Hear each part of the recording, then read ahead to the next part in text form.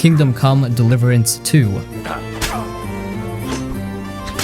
If you love realistic, open-world RPGs, Kingdom Come: Deliverance 2 is one of the best games you can play right now. Set in 15th century Bohemia, the game continues the story of Henry, a blacksmith's son who has now stepped into the life of a knight. This isn't just another fantasy RPG with magic and dragons. This is a game where everything is grounded in history. No magic spells, no mythical creatures, just pure, brutal medieval realism. The world is huge and detailed, featuring villages, forests, castles, and even the bustling city of Kutnahora. Every corner of the map feels alive, with people going about their daily lives, reacting to your choices and shaping the story as you play. The game offers over 100 hours of gameplay, packed with deep quests and multiple ways to solve problems, making every decision feel important. Combat is challenging and strategic. You can't just swing your sword wildly and hope to win. You need skill, timing, and patience. Swords clash, armor slows you down, and one wrong move can end a fight in seconds. You also need to eat, sleep, and maintain your weapons, adding a layer of survival mechanics that make the world feel even more immersive. The story and character development are one of the game's biggest strengths. Every character feels real, and the choices you make affect how people see you. Want to be a noble warrior? Help people and fight with honor. Want to be a rogue? Sneak, steal, and manipulate your way to the top. The game reacts to how you play, making your journey unique every time. Kingdom Come: Deliverance 2 is a game that rewards patience, strategy, and exploration. If you love deep RPGs with strong storytelling and historical accuracy, this is a must-play.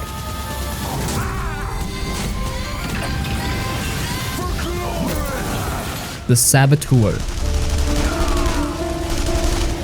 Alright, imagine this. You're in Paris during World War II, but everything looks sad and lifeless. The whole city is black and white, and the only color you see is the bright red of Nazi banners everywhere. But don't worry, you're not just some random guy. You're Sean Devlin, an Irish dude who's angry, fast, and ready to fight back. Sean is a race car driver, but after some bad stuff goes down, he decides to stop racing and start blowing things up. His goal? Kick the Nazis out of Paris one explosion at a time. And here's the cool part. When you destroy Nazi bases, rescue people, or take back the city, the black and white world turns colorful again. It's like you're literally bringing hope back just by doing your thing. You're not just running in with guns blazing though, you're a saboteur, which means you gotta be sneaky. You can wear disguises, climb buildings like a parkour pro, and set off explosives when nobody's looking. But if they catch you, run like hell, steal a car, or climb up a rooftop and disappear. And speaking of cars, the driving is awesome. Sean knows how to handle a vehicle, so you can speed through the streets, escape shootouts, or just race around for fun. And when things get bad, jump out, pull out your gun, and start blasting. The whole game makes you feel like you're in an old school spy movie. The music, the sneaky missions, the huge explosions, it all feels super cool. And the story? At first Sean just wants revenge, but as he fights he starts caring about the people and the city, and that makes everything feel important. The Saboteur is an underrated gem. It's got stealth, action, racing, climbing, explosions, and a world that literally changes based on what you do. It's fun, unique, and still worth playing today.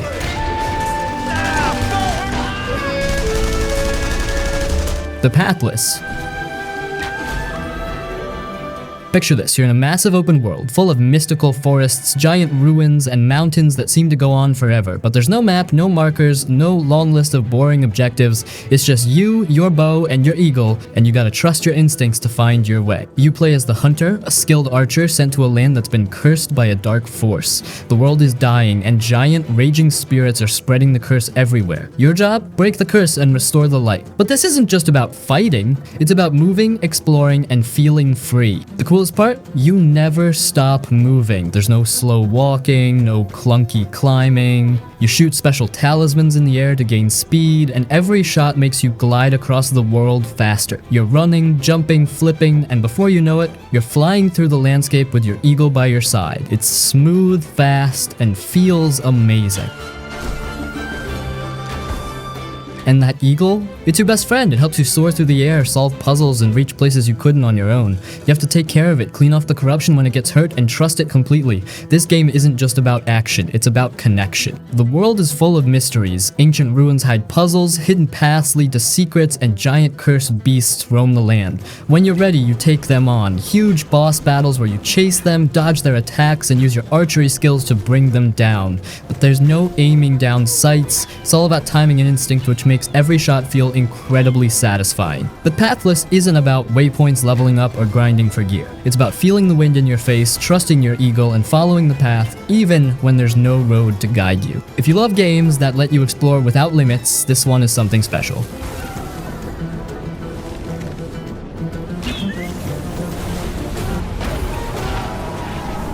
Middle-earth: Shadow of War. You are Talion, a warrior with a powerful elf spirit inside him. Your goal is simple: build an army and take down Sauron. But this is not just a normal fight. You are not just a soldier, you are a leader of war. The world is huge. There are mountains, dark fortresses, burning lands, and everywhere you go, there are orcs, battles, and danger. Some orcs fear you, some want revenge, and some just won't die no matter how many times you defeat them. Fighting is fast and brutal. You swing your sword, shoot arrows, and jump across battlefields like a true warrior. You can freeze time, teleport, summon beasts, and even bend the minds of your enemies. You don't just fight, you control the battlefield. And the best part? The orcs are not just enemies, they have stories. Every orc you face remembers you. If one defeats you, they get stronger, meaner, and hungrier for more blood. If you burn one, they come back scarred and furious. Some will beg to serve you, some will betray you when you least expect it, and some will become your most loyal warriors. You are not just fighting, you are building an army. You take over strongholds, send spies into enemy camps, and lead massive sieges where hundreds of soldiers fight at once. Every battle is different because the orcs have their own plans, their own grudges, and their own ways of fighting back. The world feels alive, the battles feel real, and every choice changes what happens next. No two players will have the same experience.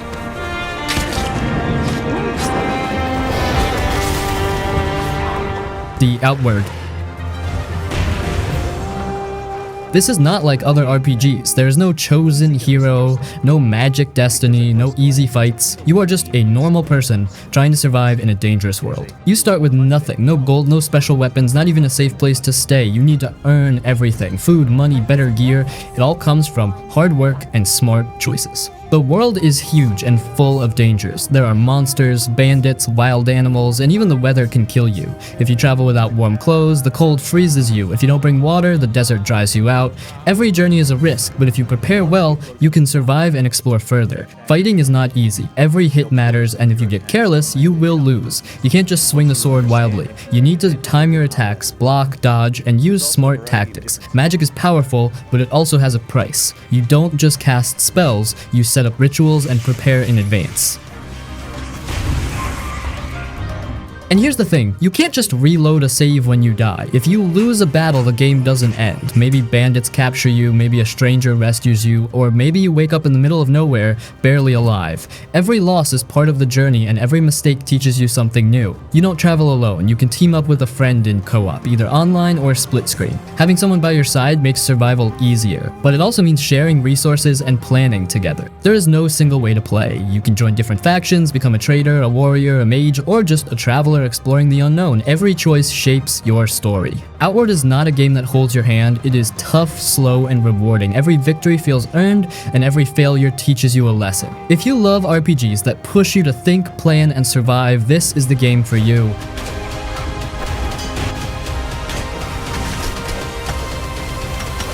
Stalker: Call of Pripyat.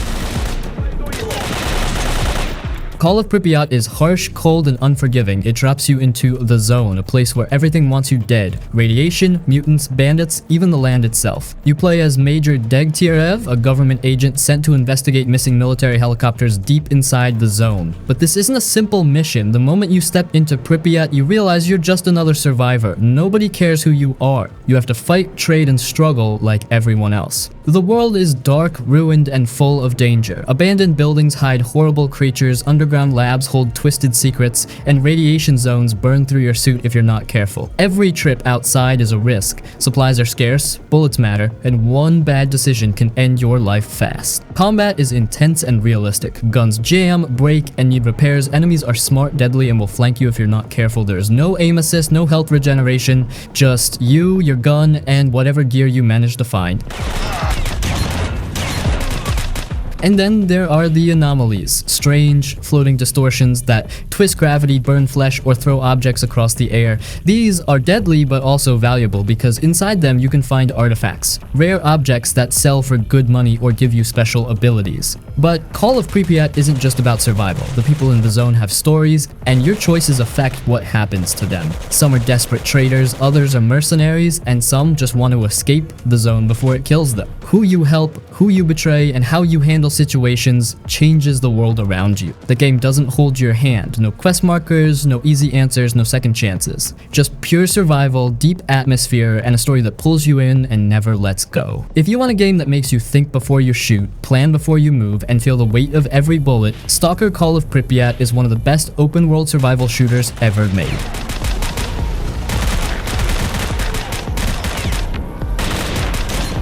The Elex 2. This is a game where swords, guns, and magic all exist in the same world, and somehow it all makes sense. LX2 throws you into a massive open world filled with factions, strange technology, and brutal combat. It doesn't care if you're ready or not. You either learn to survive or get left behind. You play as Jax, the same guy from the first game, but things have changed. A new enemy, the Skyans, has arrived, and they're destroying everything. Your mission is to unite the world's factions, build an army, and fight back before it's too late. But this isn't a simple good versus evil story. The world is a mess, and nobody trusts each other. The Berserkers use magic, the Outlaws love guns and chaos, the Clerics worship technology, and other groups have their own rules and power struggles. Who you join, who you help, and who you betray changes the entire world. The combat is tough. You can't just mash buttons and win. You need to dodge, block, and time your attacks properly. Some enemies will destroy you in seconds if you're not careful. But once you get stronger, fights become intense and rewarding.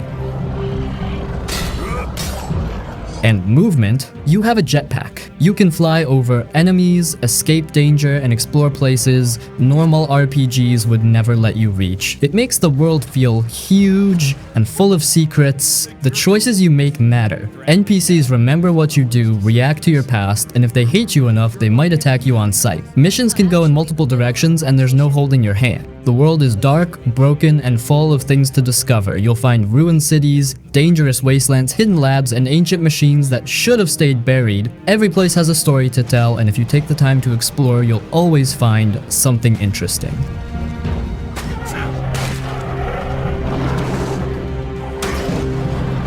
Cyberpunk 2077. Night City never sleeps. The streets are packed with people, neon signs flash from every corner, and danger is around every turn. This place is wild, unforgiving, and full of opportunity.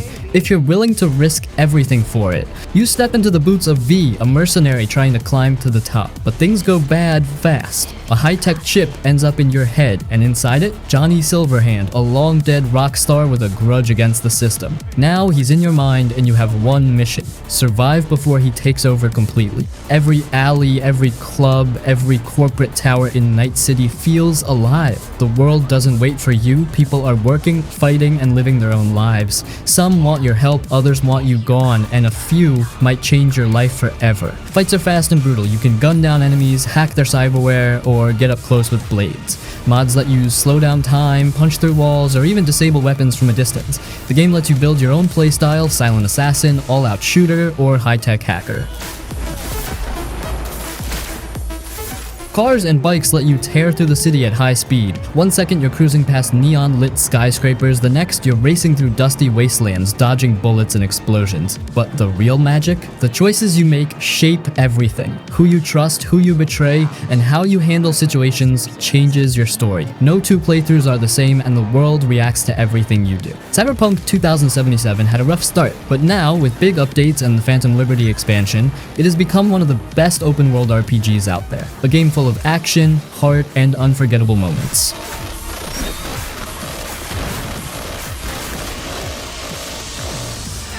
Spider-Man 2. Swinging through New York City feels amazing. You jump off buildings, shoot webs, and fly through the air so fast. The city looks real, with cars, people, and lights everywhere. This time, you play as two Spider-Men, Peter Parker and Miles Morales. You can switch between them anytime, and each one has different powers. Peter has the symbiote suit, making him strong and aggressive, while Miles has electric venom powers that shock enemies. The fighting is fast and fun. You punch, dodge, shoot webs, and use crazy new moves. Enemies come in big groups, and every fight feels exciting. The villains are dangerous. Kraven the Hunter is looking for the strongest fighters in the city, and he won't stop until he finds them. But the biggest threat? Venom. When he arrives, everything changes, and Peter has to fight not just the enemy, but also himself. If you love superheroes, fast web swinging, and big boss fights, Spider-Man 2 is one of the best games you can play.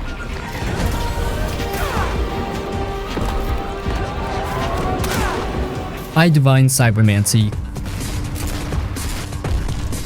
This game is crazy, confusing, and completely unique. It throws you into a dark cyberpunk world, but instead of holding your hand, it drops you in and lets you figure things out yourself. You play as a cybernetic warrior, part of a secret group fighting against a massive, mysterious war. There are factions, betrayals, weird dreams, and strange voices in your head. The story makes you think, and sometimes it doesn't even make sense, but that's what makes it interesting. The combat is wild. You can run on walls, jump insanely high, hack enemies, slice them with a sword, or just blast them with massive guns. Everything is fast, brutal, and over the top.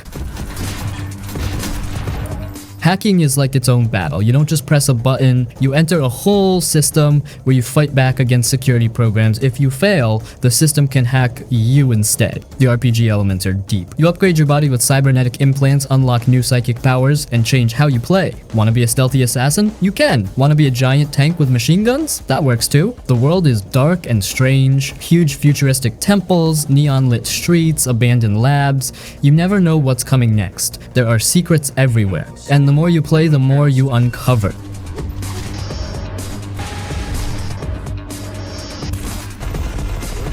Conan Exiles.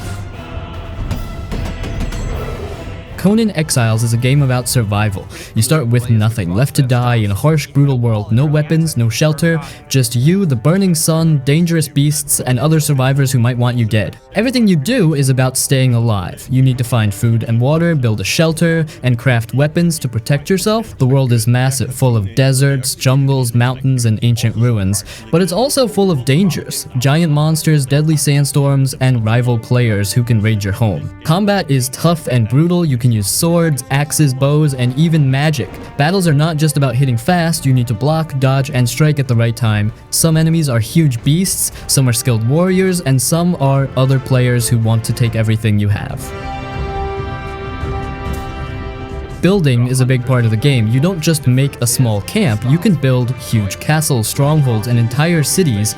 You place every wall, door, and tower yourself, making it truly your own. But be careful, other players can destroy everything you built if you're not prepared. You can capture NPCs and make them your thralls, warriors, workers, or even dancers to keep your people happy. You can even form your own clan, teaming up with others to dominate the world together. The world is full of ancient secrets. You can explore old ruins, fight terrifying gods, and uncover the lost history of the exiled lands. There's always something to discover. Whether you play alone or with friends, Conan Exiles is a game where you make your own path, become a king, a raider, a survivor, or a builder of great cities. The world is harsh, but if you're strong enough, you can conquer it.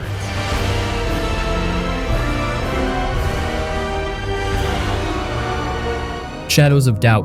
Now there's a new kind of killer in town. So, Shadows of Doubt is one of those games that just pulls you in. It's a detective sim set in a dark, futuristic city where everything is procedural, which basically means every building, every person, every crime is randomly generated every time you play. So, yeah, no two cases are ever the same, which is pretty cool. You play as a private detective, and your job? Solve crimes. Could be a murder, could be a break-in, could be something even bigger. How you go about it? Totally up to you. You can be the classic detective, carefully piecing together clues, checking security cameras, breaking breaking into apartments, scanning fingerprints, reading emails, you name it. Or, if you're feeling a little chaotic, you can just kick down doors, bribe people, or hack into systems to get what you need. The game doesn't really stop you from doing things your way, and that's what makes it feel so alive. And speaking of alive, the city, it's insane. Every NPC has their own daily routine. They wake up, go to work, grab a coffee, come home, sleep. It all just happens around you. So if you're tailing a suspect, you gotta be smart about it. Wait outside their job, follow them home, sneak in when they're asleep. There's a real detective feel to it. Keeps better records than a crook.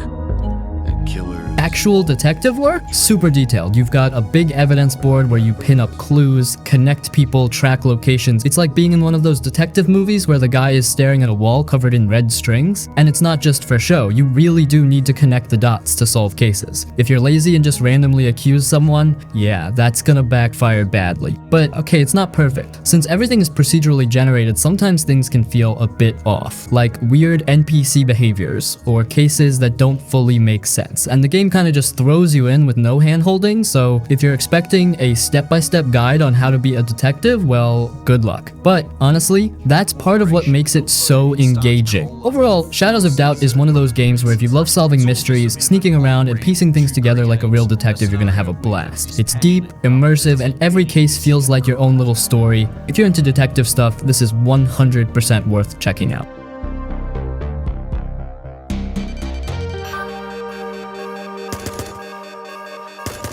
Batman Arkham City. Man, Arkham City is something special. If you've ever wanted to feel like Batman, this game nails it. It takes everything that made Arkham Asylum great and cranks it up to 11. A bigger world, crazier villains, and some of the best combat in any game. So, the setup? Gotham has done the dumbest thing possible. They took part of the city, walled it off, and threw all the criminals inside, turning it into a lawless prison. And surprise, surprise, everything goes horribly wrong. You get thrown in there as Bruce Wayne, and within minutes you're suited up as Batman, trying to stop Hugo Strange, Joker, Two-Face, Penguin, and a bunch of other Gotham lunatics who are all up to no good. The open world is just chef's kiss. You're not just running around, you're gliding, grappling, diving off buildings, and it all feels smooth as hell. You can drop into street fights, save civilians, or just lurk on rooftops watching criminals panic. And the combat? Perfection. This is the game that set the standard for action combat in modern games. Punch, counter, dodge, combo, use gadgets mid-fight. It's all so fluid. When you get into a rhythm, you feel unstoppable. Like you're really taking down thugs with skill instead of just button mashing. Then there's the stealth. If combat makes you feel powerful, sneaking makes you feel like a ghost. You drop from rafters, take out enemies one by one, jam their weapons, or just straight up terrify them. There's nothing more satisfying than watching the last guy panic because all his friends vanished into the shadows. The villains steal the show. Joker is at his absolute best here, Penguin is brutal, and Mr. Freeze, one of the best boss fights ever. Every villain has their own story, their own presence, and the way they're woven into the world makes everything feel alive. And the story? Top tier Batman. It keeps you hooked from start to finish, with twists, betrayals, and some emotional moments that hit hard. Honestly, Arkham City is one of the best superhero games ever made. If you like Batman, open world action, or just great games in general, this is a must play.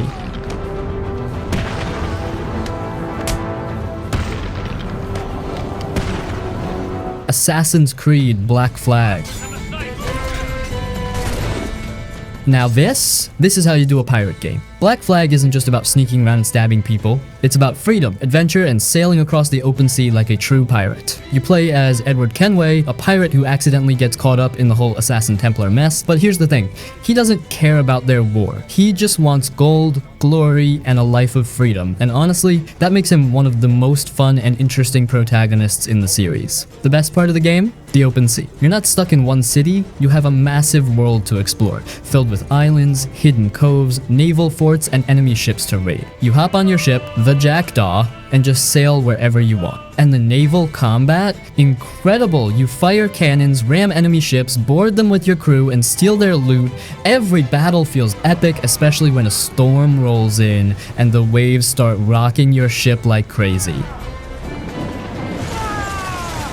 But it's not just about the ships. The land gameplay is classic Assassin's Creed. Sneaking, climbing, taking out targets from the shadows. There are huge cities like Havana and Kingston, hidden Mayan temples, and even underwater shipwrecks you can explore. The world feels alive. Your crews sing sea shanties as you sail, merchants trade in the markets, and rival pirates fight for control of the seas. It's not just an Assassin's Creed game, it's a full pirate experience. The story is great, but it's the journey that makes this game special. The feeling of charting your own course, hunting down treasure, and living the life of a pirate is just unmatched.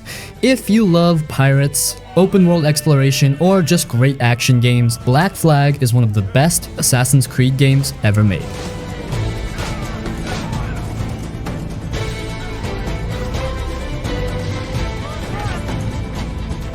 Watch Dogs 2. Watch Dogs 2 is just pure fun. It takes everything the first game tried to do and makes it way better, brighter, faster, and just way more enjoyable to play. You step into the shoes of Marcus Holloway, a young hacker who's got style, skills, and a whole lot of attitude. He joins DedSec, a group of hackers trying to take down corrupt corporations who are spying on everyone. But unlike the first game, which was all dark and serious, Watch Dogs 2 is loud, colorful, and full of energy. And the hacking, it's next level. You're not just messing with traffic lights anymore, you can hack cars to drive themselves, mess with people's phones, shut down security systems, and even send cops after enemies. You don't even need to go inside buildings. You can just hack cameras, use drones, and take down entire enemy bases without stepping a foot inside. The missions are creative and fun. One minute you're sneaking into a Silicon Valley tech company, the next you're hacking into a billionaire's mansion, or pulling off a crazy heist with your hacker crew. It's like being in a high-tech action movie, except you control how things go down. Combat is totally up to you. You can go full stealth, using tasers and hacking, or just go loud with guns and gadgets. But honestly, being sneaky and using hacking tricks is way more fun. And the DedSec crew, they're awesome. Unlike the first game's serious tone, this one feels more like a fun group of rebels just trying to change the world while having a blast. Wrench, Sitara, and Josh all have their own unique personalities, and their banter makes everything feel more real. If you like open world games with fun missions, crazy hacking abilities, and a world that reacts to you, Watch Dogs 2 is definitely worth playing.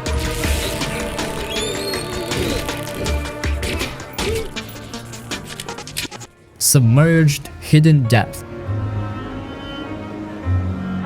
So, Submerged Hidden Depths is one of those games where you just chill, explore, and take in the scenery. No enemies, no combat, no rush, just you, a boat, and a sunken city waiting to be explored. It's the kind of game you play when you just want to relax and get lost in a beautiful world for a few hours. You play as Miku, a girl with a mysterious connection to the black vines that have taken over this flooded city. She's traveling with her brother, and together they're trying to bring life back to this place by restoring energy to these strange ancient structures. But honestly, the story is pretty light. Most of it is told through the environment and little collectibles you find along the way. The gameplay is super simple. You sail around on your little boat, hop off at different locations, and climb, jump, and solve some easy puzzles to progress. The game doesn't really challenge you, it's more about the experience, the atmosphere, and just vibing with the world.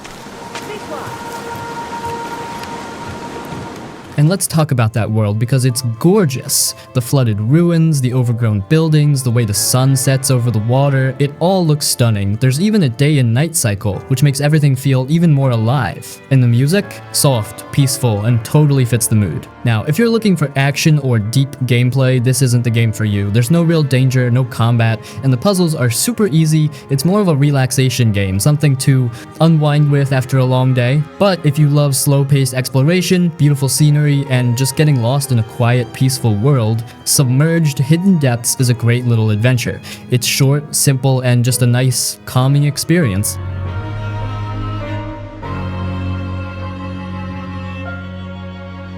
Far Cry 4.